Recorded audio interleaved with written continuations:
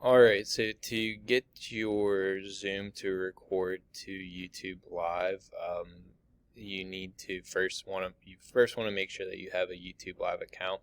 So you want to head to YouTube, and then in the upper right hand corner, see a little icon.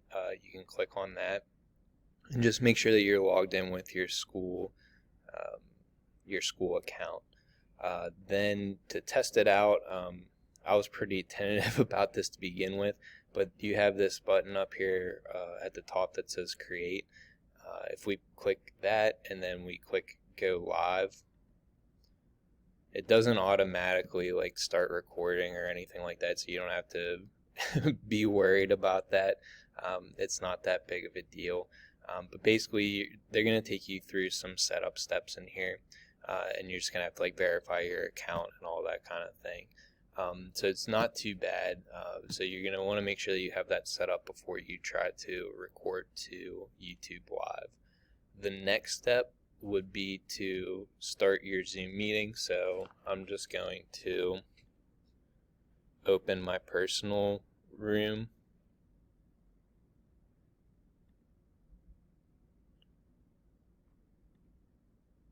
So you can, any meeting that you're the host of, you can do this with, but I just use my personal room because the link stays the same each time and I can just keep using it.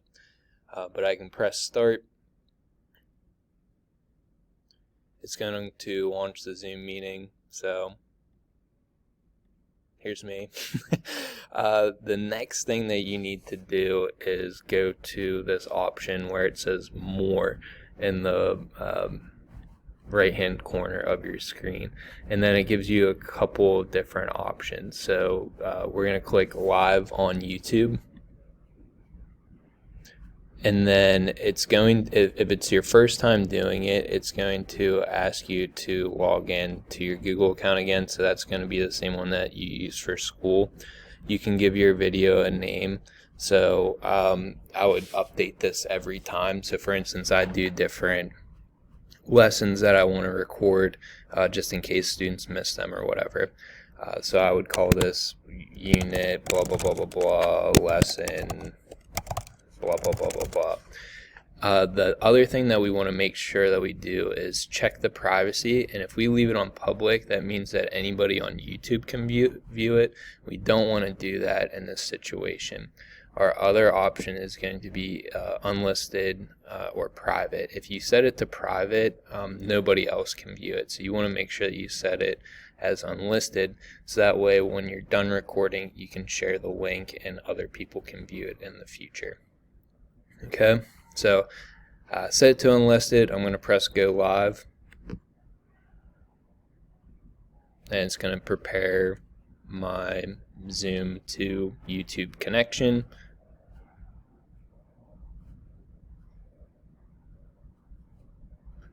And it's going to show me a little bit of a preview. And it's going to prepare my... So it is delayed, so it's not live because it is coming through Zoom.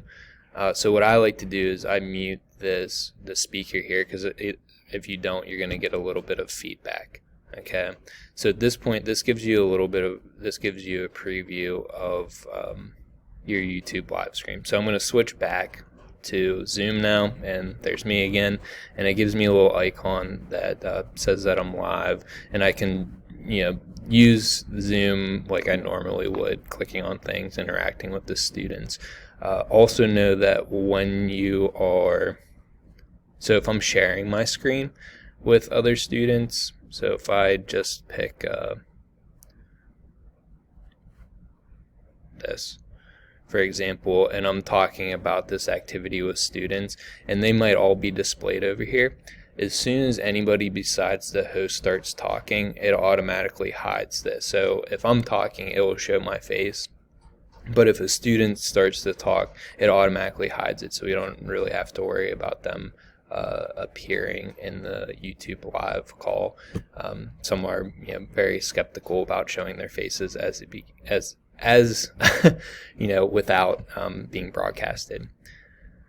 So it gives me a little indicator that says I am going to live. So if I get past the part where I am not really doing anything that's needs to be watched in the future, like just having discussions with students afterwards, you can also click on the more part and you can stop the live stream without ending the Zoom call. So if I'm done recording to the part that I care about, that I want to share with students in the future or whatever, I can click the stop live stream and it will stop that part. So then I can just finish my Zoom meeting like always. And then if I go back to my YouTube account, so this is where it gets kind of weird. So this is like still appearing like I'm live even though I'm not, so don't worry about that part as much. But to get to where I can share this, I can either do it directly from the screen and click where is it at? Or I guess I just use the link up here at the top, but I always go back into the YouTube Studio page. So if you're familiar with YouTube, you've probably seen this before, but it shows me all of the videos that I've made. On the left hand side, I'm going to click videos, and then I can see all the different things that I've had, but the ones that we're worried about right now are these live ones. So if I click on that, these are ones I recorded earlier in the day. For whatever reason, it takes a long time for these lessons to re-upload, but you can still work with them. So if I'm in this page underneath my YouTube Studio account, I'm looking at videos, the live videos, I can then right click and get that shareable link. And that way, when I go back into posting an assignment, that's what I can include in my course. So for today, after I was done doing the lesson live, I included that YouTube live link so then students can click on it and then they can view the lesson if they didn't view it live the first time. So they can go back and watch it. So that's a little overview for how to get started with YouTube Live and then getting it to work with Zoom.